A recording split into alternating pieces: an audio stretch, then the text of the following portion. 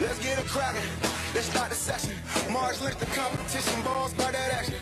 You can never debate it. This is actual fact. Stephen A. and Max Kale said they say it's a rap. I'm like, say what? Say what? What's up with all my haters? I'm a ball when I perform. So my jersey's in the air. I'm allergic to my haters. Every morning I prepare. Lot of clothes I can wear just like them Oregon players. Yeah, quack, quack. What it do? Rap like it's nothing to it. Matter of fact, you can ask hard and I'm cooking too. Base guard cooking too. Nah, look at you. Great mind. They embrace mine like a crooked too. 4 takes. That's you. 3 takes. Not me. 2 takes if you lucky. First take. Stop me. 4 takes. That's you. 3 takes. Not me. 2 takes if you lucky. First take. Got me.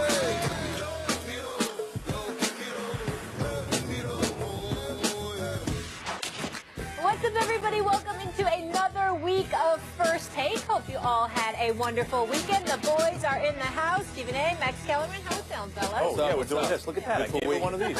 Beautiful weekend. I'm still moving, but it's a beautiful week. All right. Beautiful week. Too much last night for ESPN. Speaking of which, yes, huge congratulations to Ezra Edelman, Connor Schell, and their teams for winning ESPN's first Academy Award last night. OJ Made in America has won the Oscar for Best Documentary Feature. You know what feels so good about that? Fellas. As much as the Academy Awards gets it wrong, it's one thing to be celebrating the victory, and it deserved it. No question. So, OJ Made in America is so good. If you have not seen it, watch it. The only thing is you're going to lose sleep for like 2 nights. Yeah. Well, listen, I've watched it. Listen, I've watched it multiple times. It's 5 episodes. I've seen it 3 times. Okay. Right. I've seen it 3 times. Right. It's that good. You can't stop watching it. It's that good. Yeah, it's The Wire, only it's a documentary. It's like that kind of TV. Exactly. You know what else is big time? LeBron James, and he has winning on his mind, and it appears the Cavs are getting him some help to make that come to fruition. Darren Williams has cleared waivers and informed Cleveland he'll sign with the team for the rest of the season for the veterans minimum. That's $900,000, according to our Brian Windhorst. Plus, soon-to-be free agent Andrew Bogut is expected to sign with the Cavs as well after his buyout with the 76ers is complete. That, according to our Tim McMahon. Now, we know Bogut is very familiar with the team they're trying to beat, having played with the Warriors for 4 years. Will these additions to the Cavs, does that allow the Warriors to still be the favorites, or have the Cavs taken over, Max? The Warriors are still the favorites. And you know what the proof in the pudding is, Stephen A.? The proof in the pudding is boring trade deadline. Nothing really happened at the trade deadline. None of the major moves. The Celtics hung on to their assets. All these teams with assets that could move. Blake Griffin going to go somewhere. Carmelo Anthony, Jimmy Butler. No, no, no. Because the teams with the assets to make those things happen, they're looking at the Warriors and going, for what? We're going to push our chips into the middle of the table to maybe upset the Cavs in the East just to get smacked in the finals by the Warriors? We'll pass. The time isn't right. That's the proof in the pudding that shows you that the Warriors are still favorites. Now, does that mean the Cavs can't win? That doesn't mean the Cavs can't win. Don't hedge. Darren Williams is a tremendous pickup for them because it cost them nothing. They didn't have to give up any resources to bring on still a great pick-and-roll point guard, which is what you need in the NBA, especially that team, to spell Kyrie and LeBron, who's the primary ball handler often on that team. Yes, the Cavs can still win because LeBron James has shown he's Muhammad Ali against George Foreman. He can upset the apple cart. He can win in a miracle kind of comeback kind of way. But that's what it would take once again to beat the Warriors, who are prohibitive favorites. And again, the proof in the pudding is it was a frozen trade deadline. None of the teams made major moves because they didn't want to push their chips in just to lose in the finals. The Warriors are no longer the prohibitive favorites. It's just that simple. That doesn't mean they can't win. They're not the prohibitive favorites. And here's why. Not only is LeBron James the reigning defending NBA champion, not only is he, according to you, the greatest player in the world, and myself, but especially you, because you never fail to say that. Okay, he's your league MVP every day, all day, every day of the week. What happened when he didn't play? Listen, all I'm saying to you is that you said that. So you say that about LeBron James. You recognize that about the Cleveland Cavaliers. Plus, you were at that Game 7. You saw what happened. And you got to take into account styles of play and how Cleveland was able to impose their will. Because, again, how many times have I said it, Molly? How many times have I said it, Max? It's about styles at times. And if you can engage the Golden State Warriors in a physical confrontation and you get some of those calls and you're able to dictate pace, then that puts you at an advantage. Here's the other thing that gets it a bit tricky. Not only do you have LeBron, not only do you have Kyrie, not only do you now have a backup in Darren Williams, who actually is better than some starters if he just cared enough to be that way because the talent is there.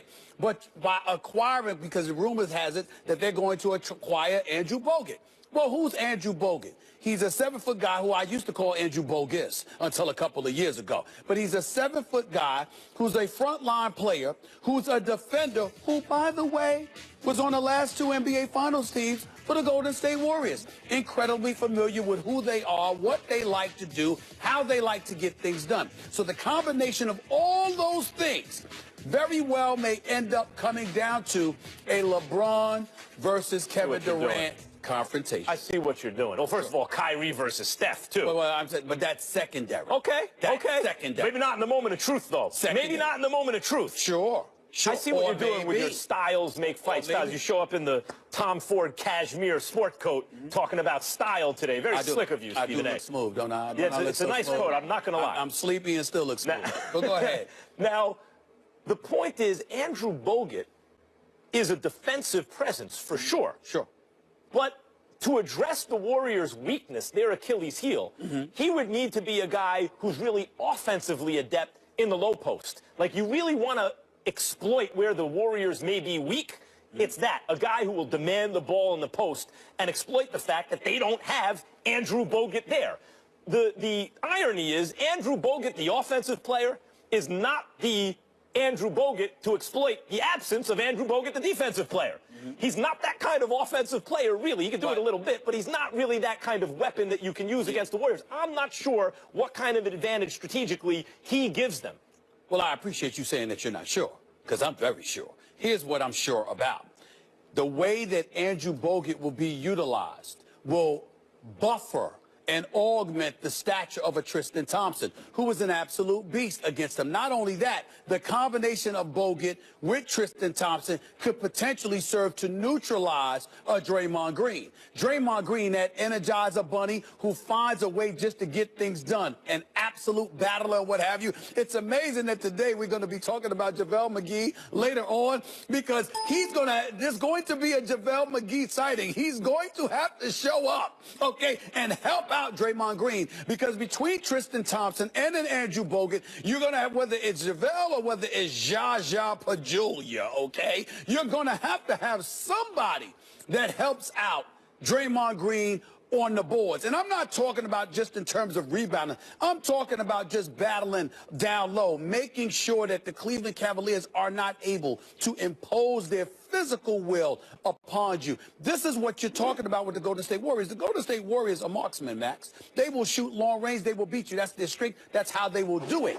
But keep in mind, they're also very skilled at getting to the basket. Sure. Nobody gives them enough credit. They get to the basket. They put the ball on the floor. They get to the hole. They are capable of finishing. You have to look. The concern. NBA hasn't changed that much in the sense that you still got to get to the paint, whether you post someone up or whether it's dribble penetration. The whole game is still relying, even the spread, pick and roll, and everything. You got to get to the paint, and the Warriors can do that. So I understand that defensive point for the Cavs, but again, offensively, you're not exploiting the Warriors' defense with these acquisitions. 1. 2, let's look at the big picture here, Stephen A. The Warriors collapsed. They were up 3-1. According to you, if Draymond never fouls out, they win. They win the series. It's a wrap. Okay.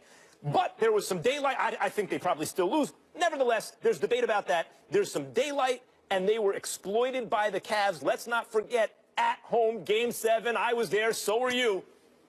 4.5 minutes go by, and the Warriors, the greatest half-court offense in the history of basketball, don't score a single point. So a very unusual thing had to happen for the Cavs to come back, Draymond's suspension, plus that happenstance I just spoke about, for the Warriors to scrape and claw and barely get out by the skin of their teeth on the road with a Game 7 victory. What's happened since then, really? They acquired Kevin Durant. The Warriors acquire Kevin Durant, and they lose Harrison Barnes and Festus Ezeli, which were one of the reasons they struggled. Those two players were so inept in that finals that if you simply take them off the team and replace them with anyone else, the Warriors probably win that finals. I mean, that's how bad they were. You take those guys out, you replace them with Durant. And the difference, so it's Durant on the one side between two evenly matched teams. The Warriors probably should have won that series. And on the other side, you add 15 minutes of Darren Williams and whatever's left of Andrew Bogut. And you think that doesn't make the Warriors prohibitive favorites? Right.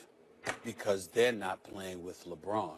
And by the way, you give entirely too much credit to the Warriors' half-court offense last year. I don't. You know what I saw in the Warriors half-court offense last year? When stuff broke down, Steph or Clay pulled up from 40 and all was well with the world. Yeah. That's what I saw. That's not a half-court offense. That's not a half-court offense. That's prolific shooters who you couldn't find for those 4 minutes that you talked about. Well, why were they open? And by the way, if their offense was so great, first of all, they weren't always open. And secondly, more importantly, if their offense was so great, as much as I love and respect Steve Kerr, how come they didn't find a way to get Klay Thompson the ball? Think about that. Because Steph was making careless passes and throwing the ball away. That was one of the reasons, not the only. Let's stay with LeBron. So we know a real man can own up to his mistakes, and that's exactly what Greeny did on Mike and Mike this morning. Take a listen. 4-19 is the Cavaliers' record in games that LeBron does not play since he came back. This year, they're 0-4 without him. 0-4. He's playing more minutes than anybody. They have the best record in the East. Love has been in and out. Irving is great, obviously. J.R. Smith has barely played. I've changed my mind. Right now, if you gave me an MVP vote, I would give it to LeBron James. If I had the vote. I've been saying Westbrook all year long. When I heard that stat yesterday, I changed my mind. And I would right now, if I were voting, I would vote for LeBron. Westbrook did have his 29th triple-double last night, but is LeBron the MVP?